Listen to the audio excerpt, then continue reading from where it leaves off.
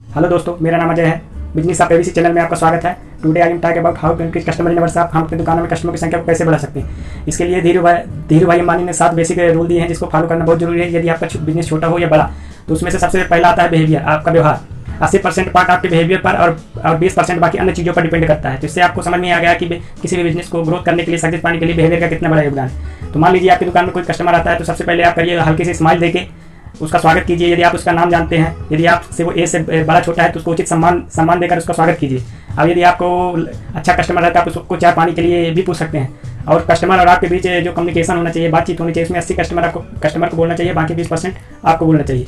मान लीजिए कस्टमर आपसे कोई बहस करता है, तो आप कोशिश कीजिए कि कस्टमर से बहस मत करिए, उसका ध्यान थोड़ा इधर उधर हटा दीजिए कि सर महंगा हो गया है, आप दूसरी चीज़ देख लीजिए। तो उसका आप कंसंट्रेशन दूसरी जगह कर सकते हैं। आपको बहस करने से उससे कोई फायदा नहीं। कोशिश करिए कि यदि आप कस्टमर के बारे में कोई अच्छी चीज़ जानते हैं, अच्छी बात जानते हैं, तो उसके सामने प्रशंसा करें। कस्टमर को कोई वस्तु पसंद आ जाती है तो आप उससे बोल सकते हैं सर आप इसको बेझिझक ले जाइए, यदि आपको ये पसंद नहीं हो जाएगा तो आप वापस कर दीजिएगा।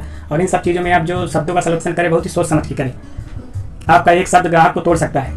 अब एक बात दूसरी आती है कि यदि हम ग्राहक से ज़्यादा मेल मिलाप रखते हैं, घुल मिल जाते हैं, अच्छा व्यवहार बनाते हैं, तो ग्राहक हमसे उधारी मांगने लगता है। ये बात सही है।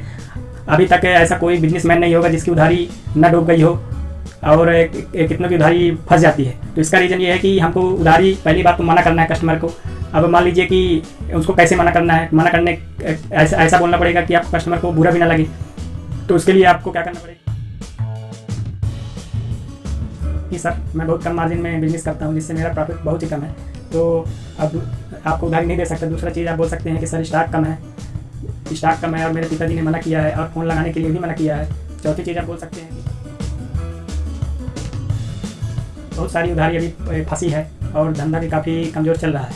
ये सब चीज़ें गिना के आप उसको, और आप बोल सकते हैं कि आप वैसे ही समझदार कस्टमर हैं हमारे, तो मना कर दीजिए। मान लीजिए कि इसके बावजूद भी कुछ ऐसे ग्राहक हो जाते हैं जो हमेशा मांगते रहते हैं, या कि कुछ संबंधी बहुत क्लोज हो जाते हैं, तो उनको किस हिसाब से उधारी दीजिए। मान लीजिए कि आपका 1 लाख रुपये का बिजनेस है, तो आप उसमें से 5 या 10% का ही उधारी दीजिए। 5 या 10% कहने का मतलब है कि मान लीजिए कि आपके पास 100 कस्टमर को आप उधारी देते हैं, तो सबको 100 रुपये ही उधारी दीजिए। जिससे क्या रहेगा कि आप यदि किसी कस्टमर को 100 रुपये उधारी दे देंगे तो उसके मिलने की संभावना ज़्यादा रहती है।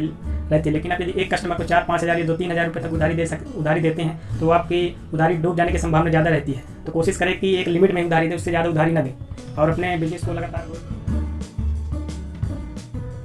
दूसरी चीज़ आती है क्वालिटी। आपका बिहेवियर कितना भी अच्छा क्यों ना हो, यदि आपकी क्वालिटी कमजोर है तो वो कस्टमर आपको कभी ना कभी छोड़ के चला ही जाएगा। एग्जांपल के लिए एक इंग्लिश में कहावत है, first impression is last impression.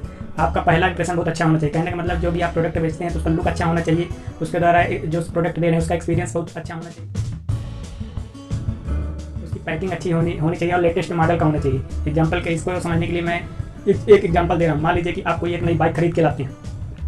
जैसा कि आपको पता हो चाहे ना हो कि जो बाइक होती है वो पर्टिकुलर एक जगह असेंबल होती है, एक जगह बनती नहीं। मतलब उसके पार्ट्स जो रहते हैं सब अलग अलग जगह से आते हैं। जैसे गाड़ी है तो उसमें हज़ारों पार्ट्स आते हैं अलग अलग जगह से, जिसको असेंबल करके एक जगह बनाया जाता है। मान लीजिए आप कोई बाइक लाते हैं और वहाँ से जब आप लाते हैं तो अच्छी चलती है, लेकिन आप घर में लाते हैं दूसरे दिन चलाने के लिए जैसे ही जाते हैं तो बाइक आपकी सेल्फ स्टार्ट नहीं होती। सेल्फ स्टार्ट क्यों नहीं हो रही, इसका जो मेन रीज़न रहता है कि इंजीनियर के द्वारा पता लगाया जाता है कि बैटरी डिस्चार्ज हो गई थी, जिससे सेल्फ स्टार्ट नहीं हो रही।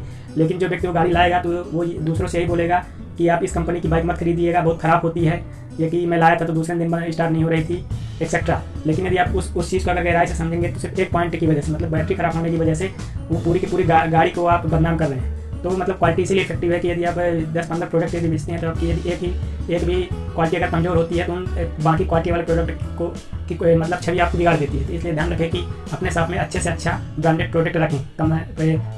कंप्लेन वाले मान लीजिए प्रोडक्ट आता है तो उसको अपने हिसाब से हटा दीजिए। तीसरा पॉइंट होता है लो मार्जिन कम प्रॉफिट। लो मार्जिन से मतलब है कि यदि आप कम से कम प्रॉफिट लेंगे तो उसके बहुत सारे फायदे हैं। यदि मान लीजिए कि आप कम प्रॉफिट, मान लीजिए कि आप किसी वस्तु को 100 रुपये में लाते हैं और इसको 110 रुपये में बेचते हैं, जबकि आपका अगला कंपटीटर 100 रुपये में लाता है 120 रुपये में बेचता है। तो मान लीजिए जब कोई नया कस्टमर आपके पास आएगा तो आप उसको 110 रुपये में देंगे। लेकिन वो कस्टमर, क्योंकि कस्टमर बहुत चालाक होते हैं, तो कभी ना कभी वो आपकी दुकान में जाकर दूसरी दुकान में जरूर जाएंगे। जब वो उसको 120 रुपये का पाएगा तो उसको लगेगा कि हाँ पहला जो दुकानदार है कहीं ना कहीं सस्ता दे रहा है, तो उससे आपकी क्या है सेलिंग बढ़ेगी, कस्टमर का कॉन्फिडेंस आएगा तो वो आपसे और ज़्यादा प्रोडक्ट खरीदेगा, आपकी फ्री में एडवर्टाइजिंग हो जाएंगी और आपकी जो सेल है उम्मीद से कहीं ज़्यादा होने लगेगी। मतलब क्या है कि आप कम प्रॉफिट में प्रोडक्ट को बेचते हैं तो बहुत सारा फ़ायदा होता है। जैसे बड़ी बड़ी कंपनियाँ जो रहती हैं क्या करती हैं कि अपने मार्जिन को कम करके क्वांटिटी बढ़ा देती है। एग्जांपल के लिए मान लीजिए कि आप 100 रुपये का प्रोडक्ट 110 में बेचते हैं, तो आप 50 प्रोडक्ट बेच जाते हैं, यानी आपका प्रॉफिट हुआ 500 रुपये। जबकि दूसरा व्यक्ति किसी भी 100 रुपये का प्रोडक्ट को 120 में बेचता है, लेकिन वो 20 पीस बेच पाता है, तो उसका जो प्रॉफिट होगा 400 रुपये होगा। तो कहीं ना कहीं आप प्रॉफिट में आप आगे निकल जाएंगे। तीसरा जो चौथा जो वो पॉइंट है सर्विस। सर्विस का भी किसी भी बिजनेस का ये ग्रोथ में बहुत बड़ा योगदान है। सर्विस के अंतर्गत आता है, मान लीजिए कि कोई व्यक्ति आपसे कोई प्रोडक्ट खरीदता है, तो आप उसको प्रोडक्ट को बोलता है तो आप उसको तुरंत दे दीजिए, मतलब सर्विस को आप फास्ट करिए। आप उसको कैरी बैग दे दीजिए। यदि उसकी कुछ ऐसी समस्या है कि वो नहीं ले जा सकता, तो आप होम डिलीवरी की सेवा प्रोवाइड करवा दीजिए। ये भी बोल सकते हैं कि यदि आपको कोई प्रोडक्ट पसंद ना आ जाए, तो हमारी रिटर्न की पॉलिसी है, आप उसके बदले में दूसरा प्रोडक्ट ले सकते हैं। आप उनको फ़ोन नंबर दे सकते हैं, और यदि हो सके तो यदि कस्टमर कोई आया है, तो आप उसके वाहन तक आप उसका सामान रखवा सकते हैं, जिसको उसको आपके प्रति अपनत्व फीलिंग होगा और वो आपका लॉयल कस्टमर बन जाएगा। 5वां पॉइंट है वैरायटी। मान लीजिए कि आपके दुकान में पर्याप्त वैरायटी है और आपको अपने दुकान में वैरायटी को बढ़ाते ही रहना चाहिए। मान लीजिए कोई कस्टमर आपके यहाँ से 20 प्रोडक्ट की लिस्ट लेके आता है और आप उसको 15 प्रोडक्ट आपके पास है, बाकी 5 प्रोडक्ट नहीं है, तो उससे क्या रहेगा कि कस्टमर के मन में कहीं ना कहीं ये रहेगा कि यार इसके यहाँ पूरे प्रोडक्ट नहीं मिलते हैं, तो मैं और कहीं से खरीद के ले लेता हूँ। तो आप कोशिश करिए कि आप प्रोडक्ट की वैरायटी बढ़ाते रहिए। अगर कस्टमर 20 प्रोडक्ट मांगता है, तो कोशिश करिए कि 100 बाई 100 उसकी प्रोडक्ट की लिस्ट को आप पूरा कर दें। इससे क्या रहता है, कस्टमर लगातार आपकी दुकान में बना रहेगा, आता रहेगा, उसको लगेगा कि चलो इस दुकान में सामान ले लेते हैं, सभी प्रकार के प्रोडक्ट मिल जाते हैं। 6वां पॉइंट है यूनिक प्रोडक्ट। मतलब यूनिक प्रोडक्ट मतलब अलग प्रोडक्ट रखिए। कुछ आप अपनी दुकान में ऐसा प्रोडक्ट रखिए जो बाकी अन्य दुकानों में आसानी से ना मिले, तो कस्टमर क्या रहेगा, आपकी दुकान को खोजता हुआ आएगा। दूसरा, आप ऐसे प्रोडक्ट रखिए जिसमें ऑफर हो। मान लीजिए कि आपकी किराना जनरल स्टोर की दुकान है, तो 4 साबुन के साथ 1 साबुन फ्री, या कि तेल के साथ शैम्पू फ्री। ऐसे कुछ स्कीम वाले प्रोडक्ट रखिए जिससे ग्राहक लगातार आते रहें। सस्ते और अच्छे प्रोडक्ट रखिए जिससे लगातार ग्राहक आते रहें। कस्टमर आपकी दुकान को ढूंढ के आएगा, और अगर आपकी दुकान बंद है तो बाद में ही आपकी दुकान में आके सामान ले जाएगा, जिससे आपके कस्टमरों में नंबर 7वां और आखिरी पॉइंट है गुडविल।